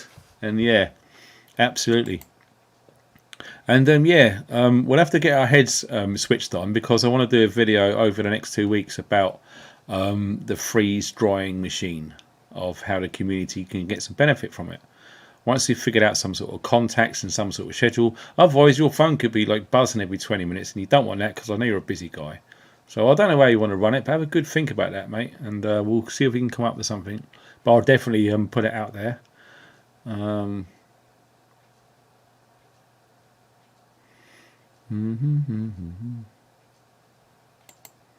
There you go, music. Yeah, absolutely, it's helped me. And you know, it's massive music for donkey's years, and over the last couple of years, pretty much no. But I'll tell you what, it's like everything else. If you have it in moderation, right, it's freaking fantastic. Right, so if you haven't listened to any music for months or even years, just go through and put some on stuff that you really like. I'll tell you what, bosh, you're in the zone. It's awesome, brother. Honestly, I mean it from the bottom of my heart. I really do mean that. You guys, I wish I could help in some ways. You're going through some bad stuff, really. Yeah, I really feel for them guys. I'm going through some bad hell at the moment. Come on, let's see some what you guys are thinking about being exposed to all this negative news and going out in nature. So, what are you guys? I practiced guitar a long time ago, and man, I don't know how you guys do it. The problem I was working the frets, and my finger was usually holding 2 strings down, or 1.5 strings. I just couldn't do it. It just seems like the only way you can play guitar is if you put a pencil sharpener on your finger, sharpened it so you can touch the string better without touching the string and the next string touching a bit of the same finger. And it was a nightmare. And it turns out you really got to make your fingers bleed raw and make them hard. So no, I don't play guitar, but I've got a massive respect for people who do. Absolutely. No, everyone's talking about music. Yeah, okay then, that's cool. No, it wasn't Clandad. No. Be populist for toothache. Never heard of that before. Worth a shout, you guys, if you want to check that out. Cheers, Floyd. Right. Just going for these comments. Oh, you guys are awesome. Cakehead. Evening, sir. You alright? Yeah, I know Cloves. Yeah, absolutely. Conspiracy music guru is a legend. Oh, that's a new one on me. But yeah, I sort of want to listen to the music to get away from it, if you know what I mean. But yeah, I'll fully understand where you're coming from, dude. Absolutely. Have you done a cooking live video? Do you know what? No one's ever asked me that before. You wouldn't want to see my kitchen. It's really small and it's rank. It's impossible to keep clean. We got spiders' webs everywhere. We clean all the spiders, and literally 2 days later, it's just all over again. And you know, we've just got. It's a country house. It's living on the countryside. This is the sort of stuff that people don't talk about. If you move from the city to the countryside, okay, summertime, it's very dusty everywhere. Dust goes into the house if you have the windows open. Flies get in and they're a nightmare to get out. We've got no extraction fan, grease everywhere, cobwebs and spiders everywhere.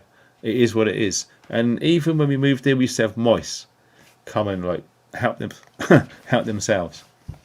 So to do a live cooking video, you probably won't want to see how rank it all is out there. Most people would probably sue me for having an unhygienic kitchen. So no, I've never done that before. Was it silver chloride? No, I don't think it was silver. Oh, I'm not sure. I don't think it was silver. But I did say to them, send me an email and put it in the subject line, because hopefully I can find it and I can find out what them guys are mentioning. But they really swore that this stuff was dab hand at killing toothache dead. And I think she said you can buy it already mixed, so you don't have to measure it and dilute it, etc. So yeah, here we are. That's it. Chlorine dioxide. That's it. Stephen Parks, thank you very much indeed. Chlorine dioxide. If you've never heard of that, look into it. If you know all about it, let everyone know what it's good for, how it works, and how readily available it is here in the UK. I don't know about America, but they seem to have access to everything in America. So, yeah.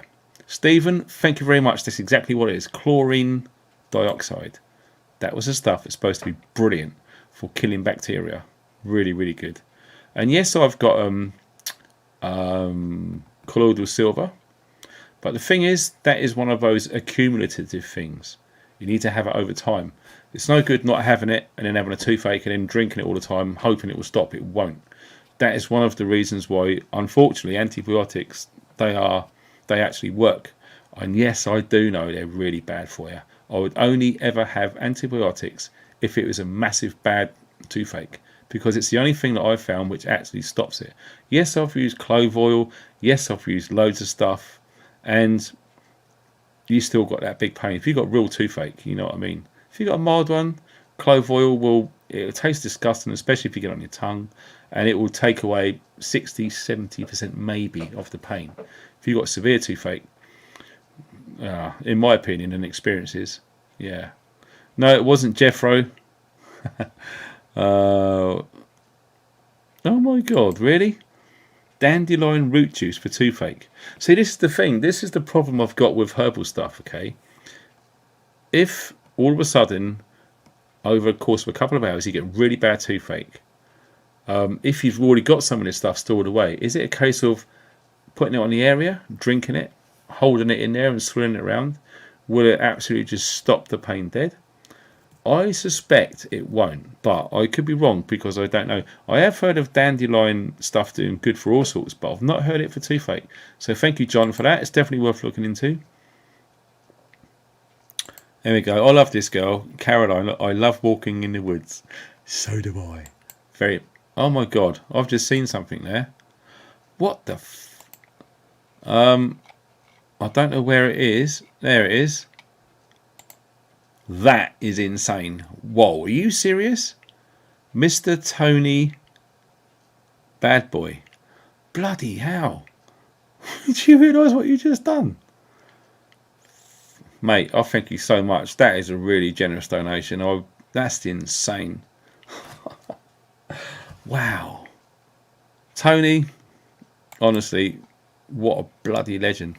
In fact, before I go, I hope to God I don't miss anyone on here, because it boils my pee if someone's sent stuff. I'm in shock. Bloody hell, really? Excuse me, guy, that beer's coming back up again. What? What? Oh my God. Margaret. Margaret.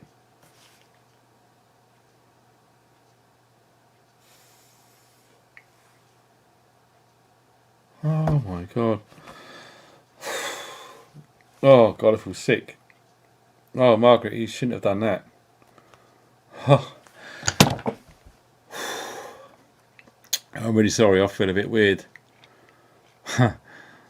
Oh my God. Margaret, I'm going to have to, if you can send me an email, I need to talk to you.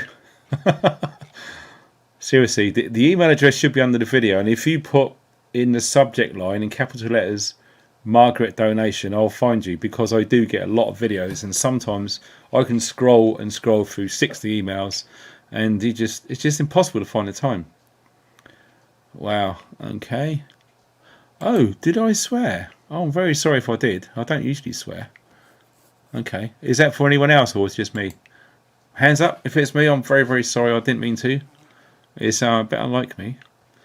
Oh yeah. Now I've heard about this, but I've heard also that it's complete BS. Does anyone else know about coconut oil pulling? Is something to look into. Have you actually tried it? Did it work? Or is it just something you read randomly on the internet and believe it works? I'm always a firm believer in people actually trying it for themselves when they're making a statement. So if you have, and it's worked, let us know. We'd all love to know. But yeah, interesting nonetheless. Oh, bloody hell, Margaret, you made me feel a bit weird. I'm not joking. Okay. Oh, I've not heard you swear. Okay. But my memory is quite shot, so I could have. And if I did, I'm very sorry. God, that bloody fly in here. Do you hate it when flies come and go? Bloody hell.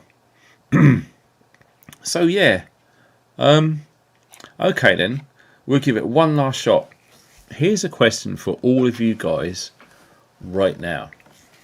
Are you a little bit sick and tired of all of the negative truth stuff which is coming out seemingly on a continuous, constant basis? Do you feel that you need to have time away from it, whether it's a day, a few days, maybe a week, maybe a month? Let me know, because I'll be really interested to hear your thoughts on this. Okay. But it doesn't matter what I think. I'm interested to know what you think about this sort of stuff, because it does. I get continually bombarded with private messages on Instagram, messages and tweets on Twitter, messages in 2 different email addresses. Constant. Did you know about this? You never guess what they've gone and done. Oh, you never know what they're going to do next. I'm getting it practically every 5 minutes of every day. Okay, and if I was to expose myself to all of that over week, trust me, right, it will bring you down. It will put you in a bad place. Now, what we need to realise from my perspective is, now that summer's here, vitamin D from the sun is very, very important for our health. Okay, you have to decide whether you want to sit indoors, not getting exposed to that amazing sun rays with vitamin D on our skin, and to improve your health and your overall well-being, and last but not least, massively boost your immune system, or would you rather spend lots of time indoors on screens trying to find out how bad everything is? Or do you feel it's time for a break? I can't say it any clearer than that, and I'll be really, really interested to know your thoughts. Like I said, if you're watching this on the replay, first of all, thanks ever so much for staying all this way. Let me know in the comment section, because I will try and get around to reading them. Okay, so we're just going to scroll up and have a little look.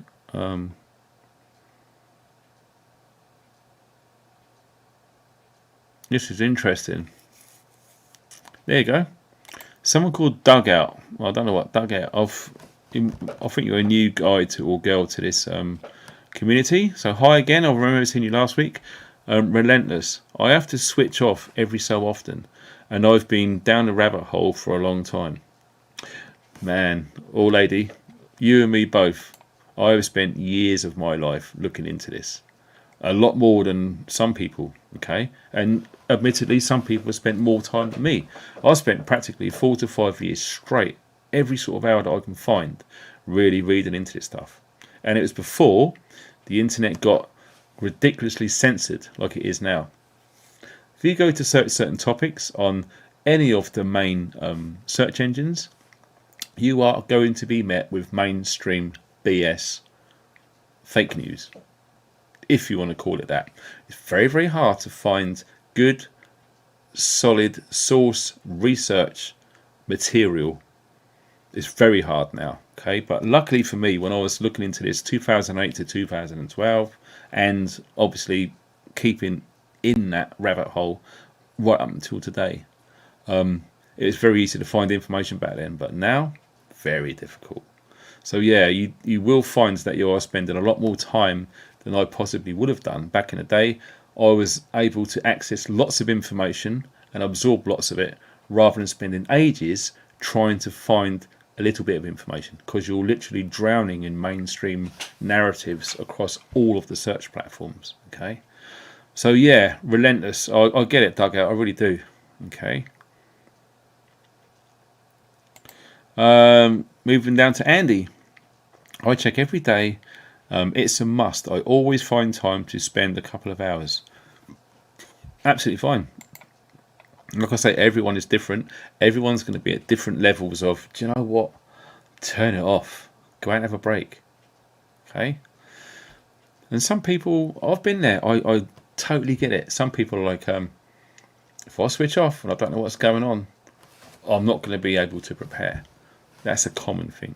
But you need to go within, you need to look at your intuition, you need to listen to your body and your mind.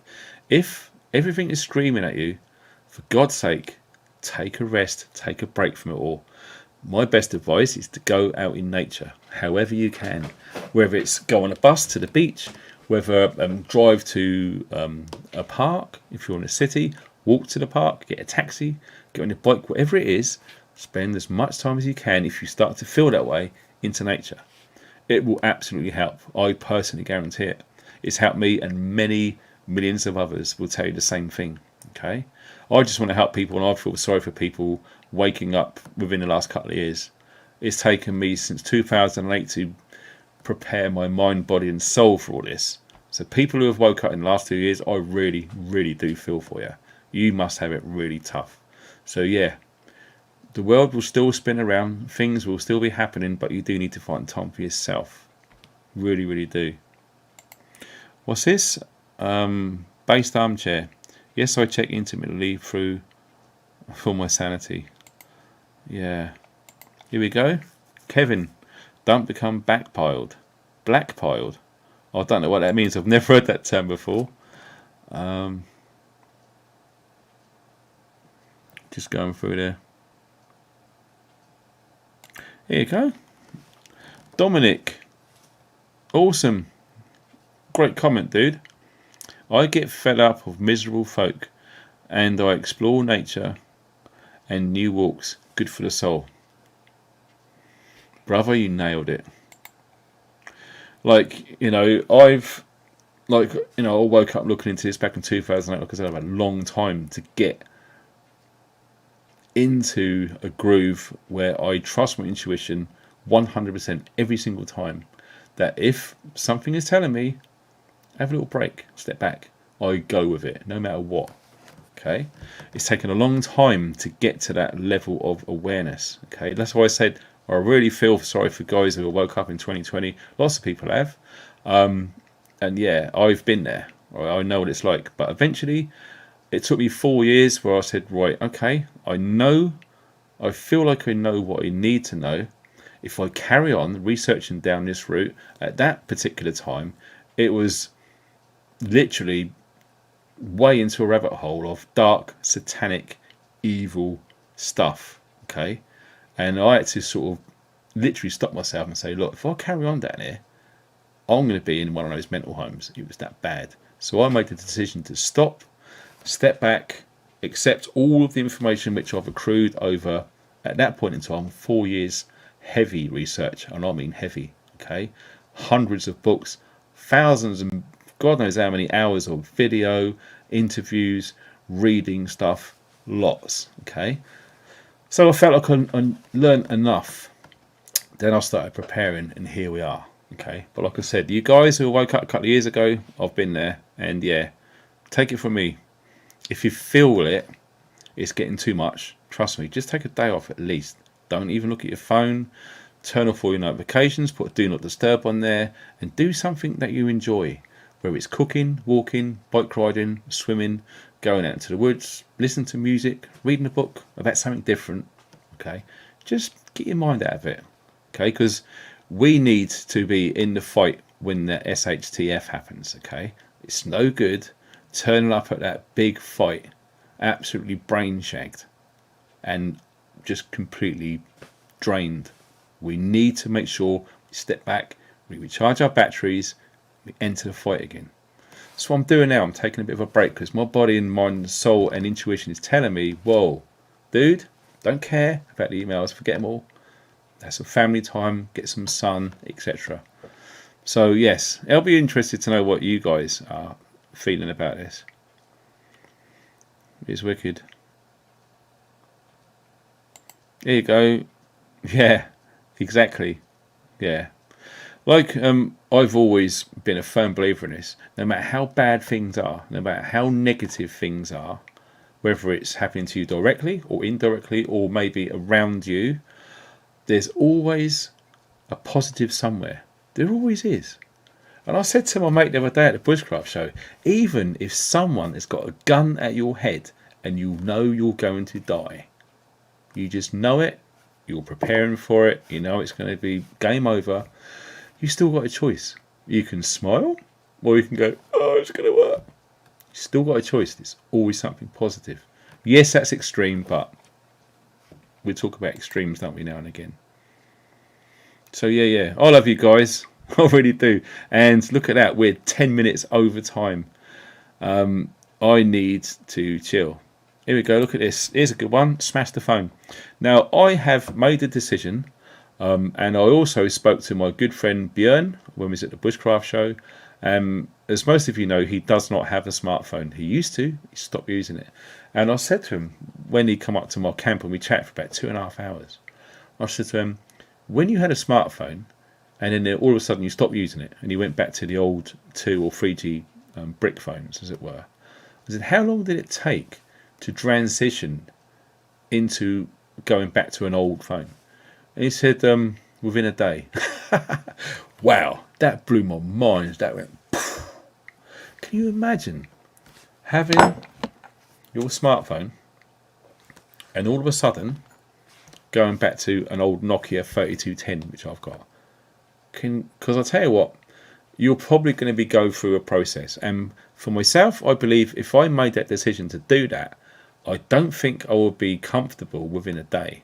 I would find myself going, oh, I wonder if so-and-so's sent me an email. Or I wonder if someone sent me a link to a video. Or, oh my God, look at that. I want to take a photograph. Oh, I can't. All of these things. Or you want to work out some sums, a calculator. Yes, you can still use a calculator on the old Nokia phones, of course. And you can play Snake. But how do you think you would fare if all of a sudden, bump, your smartphone was all of a sudden gone forever? I mean forever. Someone said, and I pinned it on the comment on a recent video that we've done, when I said, you know, the truth and what's been going on with me recently. I've done it about a week or two ago. It's a cool video. If you haven't seen it, check it out. Lots of people highly rate that, which is cool. I did say on there that my phone contract is going to come to an end sometime this year, and I'm going to get a SIM-only contract with the best network in the area that I live, which I believe in Wales is EE, supposed to be the best. And yes, they do still fully support the 2G network with voice. Okay, so we're talking phone calls and text. Data, obviously you're not interested because there's no data available for the internet on a 2G phone. Okay, so the idea is to get away from that stuff. And I thought, yeah, that would be tough because I got this laptop, the battery died after a year after I've had it, so it constantly has to be plugged into the mains. And having my son around, I don't want it out with him around, risking it getting broke because I won't be able to do any work for websites, live streams like this. So someone commented, I've pinned it, and he said, why not get a tablet? Because I believe, now I don't know if this is true, when you get a tablet, do you need to put a SIM card in there? I'm sorry, I'm a bit of a dinosaur. I really don't understand. I don't think you do need a SIM card because it's not really a phone, is it? It's a tablet. So then I thought, do you know what? A tablet's a great idea because a tablet, I can still run my VPN through there, which I pay for. I can do all sorts of stuff on there. That can stay at home. I don't really want to be carrying it around, and so I won't be tracked anywhere. But I can still use it to go on Instagram and YouTube and all of these sort of apps that we got on our phones. But I'll be carrying an old school brick phone. One, it's going to save me a fortune. And two, I know that I won't be tracked and I won't be monitored because they can't really do much with those phones. All they can do is triangulate your location if they really need to. They won't be able to monitor your calls, etc. They won't be able to listen and all of that stuff. They won't be able to find your location unless they really, really wanted to. So yeah, I do think I'm going to be going down that road. It's going to be a big thing. And here you go. Look, a tablet will do. I'm new to tablet. I've never ever had one. I've seen Big Phil Campion. I don't know if you guys know him. He was in the SAS. He is on Instagram. And he's been in touch with people who provide tactical tablets. Whoa, that looks really cool. If I could get my hands on one of those, that sounds awesome. So yeah, something to consider. Snake. Yeah. You need a SIM card for data on a tablet. Yeah, but I don't want to use it as a phone. I just want to connect it with Wi-Fi. I don't want to be taking it out and using 4G. I'm just going to keep it at home as a standalone computer. I can go mobile with, I've got one of those little 4G routers which converts the 4G signal into Wi-Fi. I can do that when I'm out and about, providing the signal's good enough. At the Bushcraft show, it's crap. I've done some testing, it was half of 1 meg, and it wouldn't even do upload. So live stream was never going to happen at the Bushcraft show. So no, I'll get it.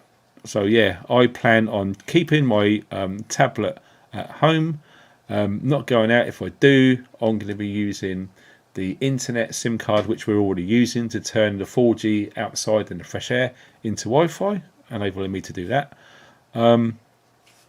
But yeah, that'd be very rare. I would say 99% of the time that tablet's used, it's going to be here, not mobile anywhere. So that seems to be where I'm going to be going. Here you go. This is from Rajamak. Most tablets don't take a SIM card, Wi-Fi only. Awesome. That's what I need then.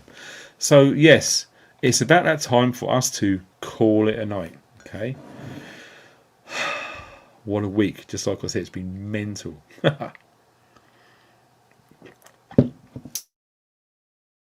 Enjoyed the show. Thank you very much for all of you for staying. Well, we've had nearly 600 people stay for an entire thing, which is bloody fantastic. I really appreciate it. And all of you guys watching on the replay who never managed to get to see this live, really, really cool. And if you have donated after this live stream on replay, that's seriously appreciated. Them links are underneath the video. And all of the guys who donated last week, you know who you are, and I can't thank you enough. I really can't thank you enough.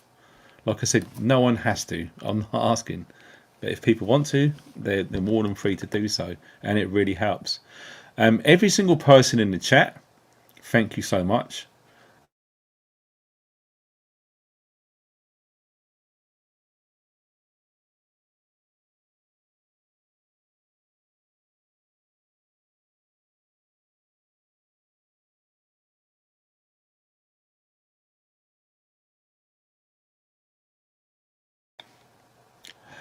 No, they are not going to silence me. I'm here. I've always got to say my thank yous, and I don't care how long it takes. Yeah, don't worry about it. I'm probably being monitored. It's part of what's happened. Some of you guys know. Is what it is. Hence, the website is important, right? If I tried to rely on an income with just YouTube, big freaking mistake. So yes, everyone who's taken part in the chat, I really appreciate all of you. Honestly, it's a really good community that we've got here. It's a special one too. There's lots of clever people, some lovely people in this community, and long may that continue. Also, everyone who's donated, trust me, I was shocked by some of the things that's happening behind the scenes. I'm not joking. And everyone who's donated, even if it's like a couple of quid or $5, every single frigging penny helps. It really does. Until I get this website done, and I should be able to forge ahead. And last but not least, the moderators. All of you guys and girls with that wicked blue spanner. I really respect you guys, you know, because without you guys, this chat, it could turn into a bloody free-for-all. And Tim, good to see you, mate. Yeah, have a good weekend. Absolutely. And Tim, if you're watching, guess what? Next year, mate, we're going to Germany to see our mucker. You know what I'm talking about. I'm going to make it happen. Ronnie, if you're watching, don't get too larvaed, son. There's a good sweetheart. All right, sausage. Thanks for watching, guys. Seriously appreciate it. Have an awesome weekend, and I'll be back as soon as I can. Thanks for watching. Stay funky.